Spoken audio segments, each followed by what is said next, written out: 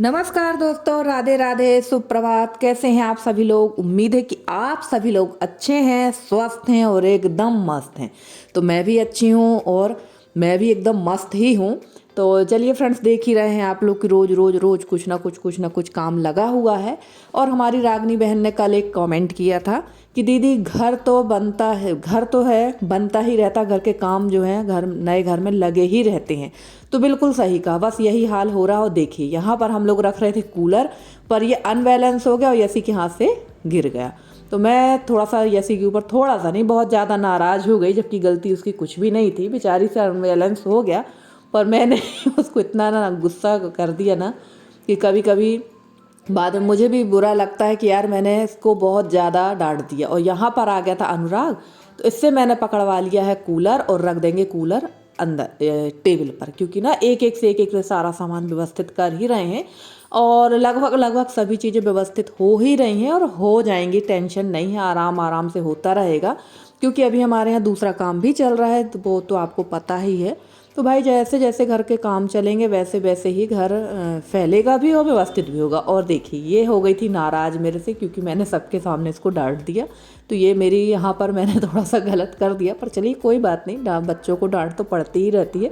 वैसे यशी को बहुत कम ही डांट और मार पड़ी है, और ख़ासकर अगर कक्का जी होते तो यशी को तो इतना भी कोई नहीं बोल पाता था। यशी की तो दादागिरी चलती थी अपने दद्दू के सामने। पर चलिए ये थोड़ा सा नाराज़ है, अभी थोड़ी देर में ठीक भी हो जाएगी, ज़्यादा देर नाराज़ नहीं रहती है। उसके बाद मैं आ गई थी इस वाले रूम में। तो सबसे पहले मुझे मशीना सेट करना है। मैंने बताया भी था कि मुझे मेरा सिलाई का जो काम है ना, बहुत सारा काम मेरा पेंडिंग पड़ा हुआ है, तो वो सिलाई का काम मुझे करना है। और मेरी एक 3 मशीन तो आ गई हैं, बट मेरे एक जो सिलाई मशीन है ना, सिलाई मशीन का पैरदान है, वो उसी घर पे छूट गया है। धीरे धीरे करके मैं लाऊंगी। और बहुत सारी बहनें बोलेंगी कि टाइल्स में खिसकाना नहीं चाहिए, तो बिल्कुल सही है, खिसकाना तो नहीं चाहिए। पर आप लोग देख पा रहे होंगे कि मशीन के नीचे ना यशी ने जब पैरदान यशी ने ही सेट कर दिए थे, सिर्फ मैं मशीनें सेट कर रही हूँ। तो इसके नीचे यशी ने ना कार्डबोर्ड जो थे ना वो लगा रखे हैं, तो वो लगा दिए हैं और ये आसानी से खिंच भी रहा है, इससे स्क्रैच भी नहीं आएंगे। तो चलिए, यहाँ मैंने सबसे बड़ी जो मशीन थी मेरे पास, वो मैंने अपने पुराने नए पैरदान पे सेट कर दिया है, क्योंकि इस मशीन का पैरदान तो उस वाले घर पे छूट गया है। और मिस्टेक ये हो रही है ना कि ये जो पैरदान है ये तो एकदम न्यू है, बट इसमें जो कील लगी हुई है ना, जो चक्के को और पैरदान को जोड़ के रखती, वो ढीली हो जाती है और वो जल्दी ही निकल जाती है, जिसकी वजह से मुझे बार बार इसका जो कहना चाहिए डोरी है ना वो निकल जाती है, तो बार बार मुझे सेट करना पड़ता है। अब मैं कील में जो नट लगा है वो थोड़ा सा बड़े साइज का लगा दूंगी, तो उससे ये परेशानी नहीं होगी। और ये जो है, ये इस मशीन का जो पैरदान है ये नया वाला रखा है, और ये जो पुरानी मशीन है इसका पैरदान घर पे ही छूट गया। तो मैं देख रही थी कि शायद पीको मशीन में ये सेट हो जाए, बट मशीन का साइज बड़ा है और इस पैरदान की कटिंग का साइज छोटा है। तो यहाँ पर ये जो है पीको मशीन का पैरदान है, तो इसमें पीको मशीन ही सेट कर दूंगी। तो कोशिश करके देखी थी मैंने, बट ये आ नहीं रहा था, तो मैंने सोचा चलो हटाओ इसको, अब रख देते हैं, इसमें पीको मशीन ही सेट कर देते हैं। और बस 2-4 दिन के अंदर जैसे ही घर का जो काम लगा हुआ है तो वो काम कंप्लीट हो जाए, इसके बाद मुझे सिलाई का काम ही शुरू करना है, क्योंकि मेरे काफ़ी सारे ब्लाउज़ रखे हैं, साड़ियाँ रखी हैं। और अब से यशी को भी थोड़ा सा सिलाई का काम सिखाना है, ताकि वो भी पीको फाल वगैरह कर ले। तो चलिए, यहाँ पर मेरी पीको मशीन भी सेट हो गई है और ये सिलाई मशीन भी सेट हो गई। वैसे ये जो सिलाई मशीन मैंने सेट की है ये मेरी मामा की लड़की ने दी थी, और ये बहुत ही गज़ब की मशीन है, काफ़ी हैवी मशीन है। वैसे तो मेरे पास अम्ब्रेला ही थी, पर ये उससे भी बड़ी जो मशीन होती ना, ये वो वाली मशीन है। और इसमें मोटर वगैरह सब सेट है, बट मैं मोटर का यूज़ नहीं करती, मैं ऐसे ही सिलाई कर लेती हूँ। और हमारी एक दीदी हैं, वो जयपुर से मेरे साथ जुड़ी हुई हैं। देखिए उनका नाम तो मुझे नहीं पता, उन्होंने काफ़ी प्यारे प्यारे कमेंट किए और उन्होंने मुझे से बोला भी था कि निधि जयपुर आओ। तो उन्होंने पूछा था, निधि तुम्हारे पास 3 सिलाई मशीन है? तो जी हाँ दीदी, मेरे पास 3 सिलाई मशीन है, 1 पीको मशीन है, 2 सिलाई मशीन है। तो सिलाई करने का मुझे बहुत शौक़ है, बट मुझे ना समय नहीं मिल पाता कि मैं सिलाई कर पाऊँ। पर अब मैं पूरी कोशिश करूँगी इस घर में कि मैं अच्छे से अच्छे सिलाई करूँ, अच्छे से अच्छे चीज़ें बनाऊँ, क्योंकि मैं अपनी इस कला को ख़त्म नहीं करना चाहती। अब इस घर में काफ़ी कुछ समय बच जाएगा, बट अभी तो फ़िलहाल सेटिंग पर ही लगे हुए हैं। और मुझे समझ में नहीं आ रहा है कि घर मेरा सेट हो रहा है या फैल रहा है, ये चीज़ मेरी समझ के बाहर ही हो रही है। तो चलिए अब यहाँ पर भी सेट कर देंगे, क्योंकि यहाँ भी ना इतना अस्त व्यस्त कर रखा है इन लोगों ने कि मैं बता नहीं सकती। और उसका कारण भी है कि जो सामान की ज़रूरत पड़ती वो निकालते जा रहे हैं। जैसे ऊपर वाला जो रैक है उस पर रखे हुए हैं दरवाजे के हैंड ड्राप और दरवाजे का ही पूरा सामान है, तो वही चीज़ें मैं सेट कर रही थी। वैसे अब इनकी ज़रूरत ही है, 2-3 दिन में ये निकल जाएंगे। और जो ये बोरियों में आप देख रहे हैं, तो एक बोरियों में तो साड़ी भरी रखी है और बाकी जो 2 बोरी आप नीचे देख रहे हैं खिड़की के पास ना, इसमें पूरा सिलाई का ही सामान है। बैग वगैरह, सॉरी, ब्लाउज पीस वगैरह हैं, सिलाई के डिब्बे हैं, धागे हैं। तो ये सब चीज़ें मुझे सेट करना है और करना उसी कमरे में था, पर वहाँ पर काम लग गया तो फिर मैं आधा काम ही छोड़ दिया वहाँ पर। और ये पूरे ब्लाउज़ के फर्मा हैं, जो जितने साइज के फर्मा होते हैं ना वो हैं, और फर्मा कटिंग मैं खुद कर लेती हूँ। और अब मैं तो सादे ब्लाउज़ ही बनाने लगी हूँ। पहले तो मैं काफ़ी डिज़ाइनर ब्लाउज़ बना लेती थी, सारे ब्लाउज़ बन ही जाते थे मुझसे, पर अब धीरे धीरे अब मैं सिंपल ही ब्लाउज़ में ही आ गई हूँ। पर अब कोशिश करूँगी कि डिज़ाइनर ब्लाउज़ बनाना शुरू करूँ। और हमारी राजेश्वरी दीदी मुझसे पूछ रही थी कि निधि तुम्हें मेरा कमेंट मिला या नहीं मिला। तो दीदी मुझे आपका कमेंट मिला था, और जिस दिन आपने कमेंट किया था ना कि निधि वो पानी वाली जो हंडा है उसको सिंक से नीचे रख दो, तो मैंने उसी दिन उसके पहले ही मैंने उसको हटा दिया था। उसके बाद आपका कमेंट आया था, क्योंकि ना वो जो हंडा है वो काफ़ी वजनी है, 11 किलो का है वो, और उसके बाद उसमें पानी भर जाता, तो उसके नीचे ना रिंग रखना बहुत ज़रूरी था, वरना नीचे की टाइल्स टूटने का ज़्यादा डर था। तो मैंने उसमें एक रिंग रखा है लोहे का, वो भी कपड़ा लपेट के रखा है ताकि जंग ना लगे टाइल्स पे। और हमारी किरण दीदी बोल रही थी निधि तुम मुझको भूल गई हो, तो ऐसा बिल्कुल नहीं है दीदी, मैं आपको बिल्कुल भी नहीं बोली हूँ। आप तो और जबलपुर आ गई हैं, और मैंने आपसे कहा भी था कमेंट में कि दीदी अब आप घर आ जाओ, कब आओगे। तो चलिए, यहाँ पर मैं ये जो सिलेंडर है ये अभी फ़िलहाल के लिए मैं बाहर रख देती हूँ। वैसे मैं इनको बाहर नहीं रखूँगी, इनको मैं अंदर ही रखूँगी। आपने पीछे वाला गेट देखा है ना, वहाँ पर सेट करके रखूँगी इनको मैं। पर अभी तुरंत में मैंने यहाँ रखा है, क्योंकि बाद में मेरे दिमाग में आया कि यार ये ज्वलनशील चीज़ है और इसको द्वार के सामने नहीं रखना चाहिए, तो इसको मैं पीछे साइड रख दूँगी। तो मैंने बताया है कि घर अभी सेट करने में थोड़ा क्या काफ़ी टाइम लगेगा, इधर उधर सारा सामान रखना है, तो सारी चीज़ें धीरे धीरे ही व्यवस्थित हो पा रही हैं। और मैंने बोला ही ना कि मुझे समझ नहीं आ रहा है कि घर मेरा सेट हो रहा है या फैल रहा है। इसके बाद जो फैला है ना घर, तो आप लोग मेरे ब्लॉग में देखेंगे ही, इसी चैनल में ब्लॉग में आप लोग को देखने को मिलेगा। और ये ऐसे अच्छे नहीं लग रहे हैं, तो इनमें ढक दूंगी साड़ी, क्योंकि 4 सिलेंडर हैं वैसे तो मेरे पास में। और कोशिश यही, पुराने वाले जब घर में रहती थी ना, तो मेरे लगभग 3 सिलेंडर भरे रहते थे और 1 सिलेंडर मेरा लगा रहता था, तो वहाँ मुझे सिलेंडर की ज़्यादा ज़रूरत नहीं पड़ती थी। 1 सिलेंडर लगभग मेरा 3-3.5 महीने चल जाता था, और बाकी काम तो चूल्हे पर हो जाता था। पर अब यहाँ मुझे नहीं लग रहा कि 1 सिलेंडर 1.5 महीने भी चल पाएगा, क्योंकि सारा काम सिलेंडर पर ही हो रहा है।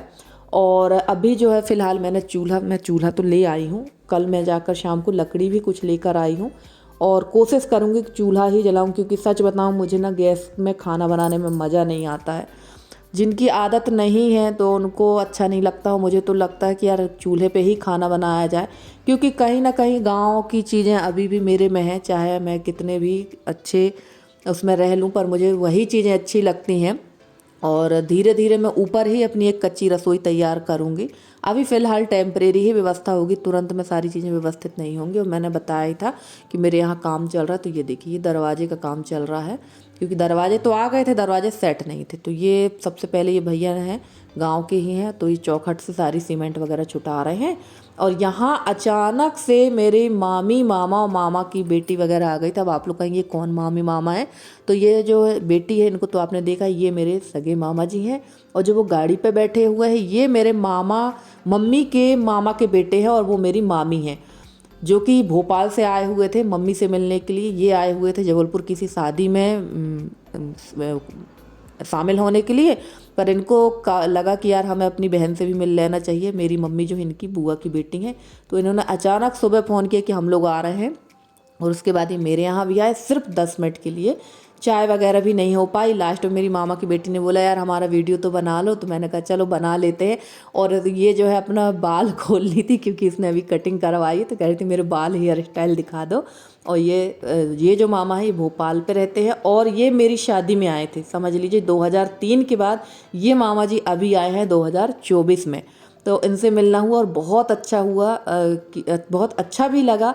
और 21 साल बाद ही मेरे इस तरफ आए हैं गांव में मेरी मम्मी से मिलने, 21 साल बाद आना हुआ। वैसे तो मम्मी का मिलना काफ़ी बार हुआ है, शादी वगैरह सब में। पर मामा जी का आना मेरे यहाँ 21 साल बाद हुआ।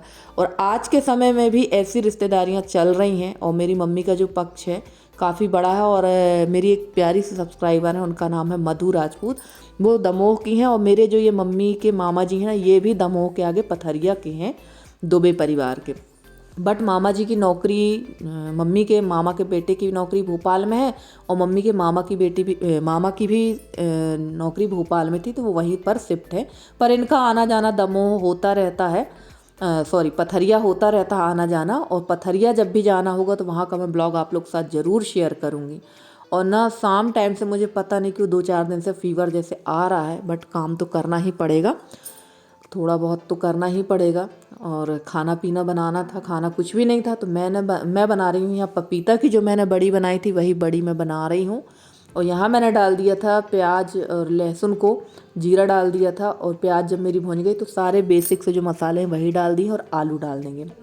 और आलू डालने के बाद ना, जैसे ही आलू बहुत अच्छी तरह से तल गए थे, थोड़े से कुक हो गए थे, तो मैंने डाल दिए थे इसमें टमाटर डालने के बाद में इसको अच्छी तरह से हम पका लेंगे। और ये मैंने पपीता की बड़ी जो पकाई थी ना, वो मैंने कुकर में रख दी है उबलने के लिए, क्योंकि ना मुझे बहुत ज़्यादा थकान हो रही थी। और वीडियो मैंने फास्ट में कर रखा है, क्योंकि ऑलरेडी ये वीडियो 18 मिनट का हो रहा था, और इतना बड़ा वीडियो कोई देखता नहीं है, तो मैंने सोचा चलो उसको फास्ट में ही कर देते। और देखिए यहाँ आलू पक गए थे, तो इसमें डाल देंगे पानी, और उसके बाद डाल देंगे बड़ी। और रोटी सेकने की हिम्मत बची नहीं थी, तो सिर्फ मैं बना लूँगी चावल, क्योंकि इस समय ना सुबह से शाम ही हो रही है, काम के चक्कर में। काम मेरा तो नहीं रहता, पर भागा दौड़ी। और लगभग मैं परेशान हो रही हूँ 20 तारीख से ऐसे ही, तो 10-12 दिन तो हो ही गए हैं, तो थकान तो लगेगी ही। तो चलिए आ जाइए आप लोग भी। और सच में ये सब्ज़ी इतनी अच्छी बनी थी ना, बहुत ही टेस्टी बनी थी ये सब्ज़ी, एकदम खट्टी खट्टी सी, बहुत अच्छी लग रही थी। क्योंकि ये जो बड़ी है ना, ये भी काफ़ी खट्टी थी, उसकी वजह से ये खट्टी हो जाती हैं। देखिए ये बहुत अच्छे से कुक हो गई थी, और मैंने इसमें यहाँ डाल दी। और सब्ज़ी का कलर भी बहुत अच्छा आ रहा था। अगर टमाटर पीस के डाल देते तो और अच्छा आता, पर ना मेरी हिम्मत नहीं थी, तो मैंने लापरवाही के साथ ही एकदम रफ़ तरीके से सब्ज़ी बनाई, पर बहुत स्वादिष्ट बनी थी। अगर आप गरम मसाला यूज़ करते हैं तो गरम मसाला भी डाल लें। अब आप सोच रहे होंगे आलू क्यों निकाले थे मैंने, तो आलू मैश करके ये डाल दो अगर सब्ज़ी में ना, तो सब्ज़ी का रस एकदम गाढ़ा हो जाता है, इसमें कुछ भी चीज़ डालने की ज़रूरत नहीं है। और अगर आप पिसे हुए टमाटर डाल देते हैं तब भी सब्ज़ी का रस काफ़ी गाढ़ा हो जाता है। तो चलिए लगने लगी थी हमारी थाली, आ जाइए आप लोग भी खाइए हमारे साथ खाना, और बताइए कैसा बना था, हमारे यहाँ कैसी बनी थी सब्जी और खाना। तो मेरी जो सिस्टर लोग हैं वो काफ़ी मिस कर रही हैं रेसिपी को, तो मैं कोशिश कर रही हूँ कि मैं आप लोग के साथ शेयर करूँ। बस मुझे कुछ दिन का समय और दीजिए, मैं अच्छे से अच्छे आप लोग के साथ वीडियोस लेकर आऊँगी। तो चलिए, चावल ठंडा नहीं था, पर भूख भी बहुत तेज़ी की लगी हुई थी यशी को। और ये आलू के पराठे मैंने बनाए थे, वो आलू बच गए हैं, तो इसका भी कुछ उपयोग कर लेंगे, फेंकेंगे नहीं, कुछ ना कुछ उपयोग हो ही जाएगा। वैसे आलू की सब्ज़ी ही बनाने की सोची थी मैंने, पर हस्बैंड आलू की सब्ज़ी खाएंगे नहीं, उनको आलू की सब्ज़ी देना नहीं है। तो चलिए, यहाँ टमाटर की चटनी रख दी है सब्जी और चावल। और गर्मा गर्म खाना तो बहुत ही अच्छा लगता, चाहे वो दाल चावल ही क्यों ना हो। तो फ्रेंड्स, आप लोगों को आज का वीडियो कैसा लगा ज़रूर बताइएगा कमेंट करके। अगर आज का वीडियो अच्छा लगा तो प्लीज़ वीडियो को लाइक करिएगा, चैनल पे नए हैं तो चैनल को सब्सक्राइब करके अपना प्यारा सा सहयोग और स्नेह मेरे साथ बनाए रखिए। मैं पूरी कोशिश करूँगी कि आप लोगों के लिए बहुत अच्छे से अच्छी वीडियो लेकर आती रहूँ। और मेरे जितने नए सब्सक्राइबर हैं, पुराने सब्सक्राइबर हैं, जितने भी मेरे व्यूवर्स हैं, सबका मैं तहे दिल से धन्यवाद कहती हूँ। और मिलती हूँ आपसे अगली वीडियो में।